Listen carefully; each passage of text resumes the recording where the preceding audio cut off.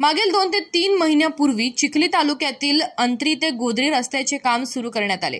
सार्वजनिक बांधकाम विभागाने या रस्त्याचे काम करताना रस्त्याच्या दोन्ही बाजूंनी नाल्या करणे आवश्यक होते, मात्र रस्त्याच्या दोन्ही बाजूंनी नाल्या केल्या नसल्याने शेतात पाणी साचले। परिणामी शेताला तलावाचे स्वरूप प्राप्त झाले असून शेतातील पिकांचे मोठे नुकसान झाले आहे।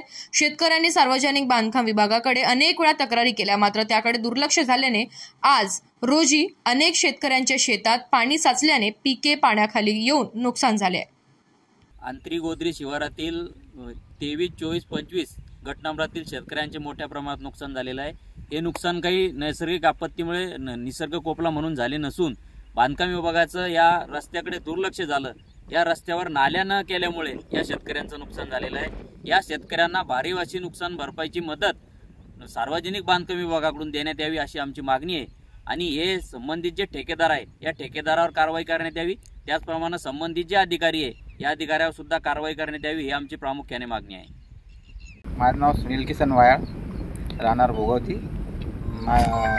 माझी शेती अंत्री शिवारात असून सदर अंत्री गोद्री रस्ता तयार झाला। या रस्त्याच्या बाजूला दुतर्फा नाल्या न घेतल्यामुळे अनेक शेतकऱ्याच्या शेतात पाणी तुंबून शेताचं पिकाचं फार मोठं नुकसान झालेलं आहे।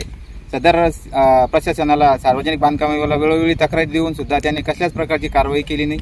त्यामुळे आमच्या शेताचं नुकसान होऊन आमच्या शेतातला जो माल आहे हा पूर्णपणे सडून गेला असून सदर मालाचं पाहणी सुद्धा त्यांनी केलेली नसून सदर आम्हाला आमच्या शेताचं जे झालेलं नुकसान या नुकसानाची भरपाई व सदर रस्त्याला लागून नाल्या आवश्यक आहे, पण आवश्यक नाल्या असून सुद्धा त्यांना आम्ही वेळोवेळी तक्रारी करून त्यांनी कसल्याच प्रकारची दखल न घेता